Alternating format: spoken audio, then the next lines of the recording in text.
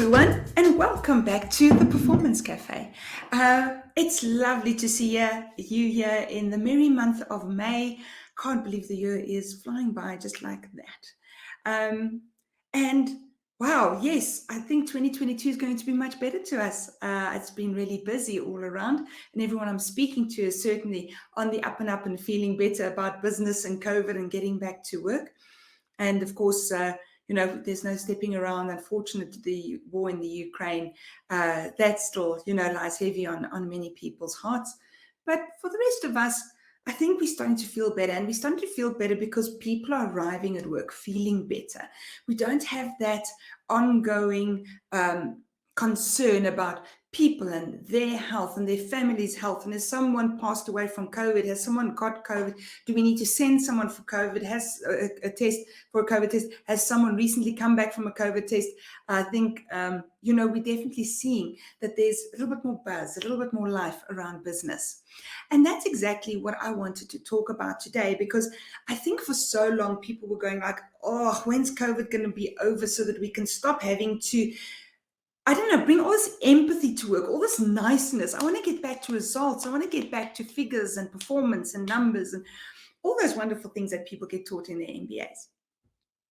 But unfortunately, I've got bad news for you. There ain't no going back. And today I want to start with a discussion aligned with empathy, but we're going to get to empathy as well by the end of the month. So I've been reading this book called Rehumanizing Leadership, Putting Purpose Back into Business. That's by Michael Chavez and Sudhanshu Pasule. And I've really been enjoying this book because it does exactly that. It says, how are we rehumanizing business? And the fact that it goes beyond empathy. Empathy is a part of it, but there's a larger context. And that's what I want us to chat about a bit today. So the larger context actually takes us back to 7,000 years ago when humans developed something that the other animals don't quite have so much of, and that is the prefrontal cortex. Now, the addition of the prefrontal cortex was quite impressive because what happened is it bestowed on man the ability, man and woman, it bestowed on humans the ability to have memory, to have more memory. The same way that when we have dogs, we know that they have a sense of time and they know when we'll be back home, but once you're home, it's all present. There's not a lot of memory. There's not forward planning. I know when I give my dog their chews, there's no forward planning. They eat them up immediately. There's no planning and saying, I'm going to put some of it away for tomorrow. So what happened was that humans could start imagining what things would really be like. So imagine if we weren't nomads anymore and we could build a home and always stay there and not have to break it all down and build it all up. So imagine what it would be like if we could, plant seeds and always know where to go and fetch crops. And imagine what it would be like if we could do all this close to a river. And so began the striving for using this imagination, this what can be factor, to how do we improve our survival? How do we make it easier to survive? Now, the interesting thing is that it's not just about how do we make it easier to survive, but we also then ask, what is my purpose? Because my purpose then is about survival. My purpose is about getting a homestead close to the river. It is about finding those seeds that I'm going to plant. It is about building those houses. But not just is it purpose, but we must understand why it's important. And it's this why that Simon Sinek also reminds us of that keeps on coming back. Because over and over and over again, we have to understand why we do something for it to be meaningful and comply with our purpose. And that's the next aspect of it, is that all of a sudden, my purpose gave me meaning. But purpose does not give meaning in a vacuum. And so people started coming together where they had a shared purpose and meaning. And because they had the shared purpose and meaning, collaboration became more important. These groups together actually helped reinforce the survival for everyone. So it was important for these groups to stay together. People didn't just go, oh, well, I don't like the group, I'm leaving. You did not find very many cavemen unfriending people, right? That was not a Facebook thing then. And I don't actually think it should be a Facebook thing now, but anyway.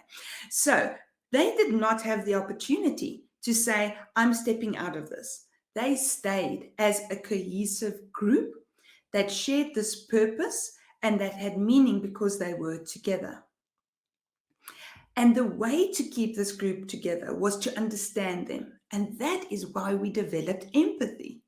Empathy was about, how do I keep the glue going in this little group to keep them going towards the purpose and sharing that why. Now, the reason I tell you this today is because this month I'm going to take a little bit more of a look on how purpose, meaning, and empathy play together. Because I think this is the part about rehumanizing the workplace that we could do so much more about. We think of only empathy as a way of rehumanizing our workspaces, but actually helping people understand their why, giving them a purpose to align to, whether as a team, as an individual, as a business, all of those come together to build that glue that keep us together. So to pick up where I started off, empathy is not just about feeling badly for someone because someone around them is ill or suffering, or they are. That's very important. But we can actually start rehumanizing the environment by saying, what is the purpose and the meaning for this person fulfilling this role at this point? And I think we've all seen, the moment people have seen how their contribution counts, it has meaning, it contributes to a purpose, how much easier it is to manage that person because they know it's worth the effort they're going to put in. And that is where employee engagement comes in, where we are helping employees with a discretionary effort that they want to put in. And so I hope you've enjoyed this intro to our month. I'm looking forward to this book. I actually read it a while ago, but I think it needs a bit of a topper up. I've read too many other things in the meanwhile.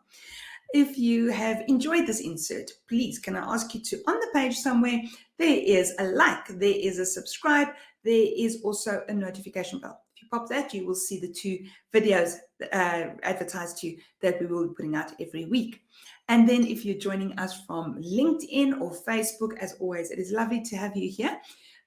We would like to see you like and comment this post. And yes, we love to hear. So let us know what you think and what you'd like to hear about in future. Until our next opportunity to visit together, I look forward to seeing you at the Performance Cafe.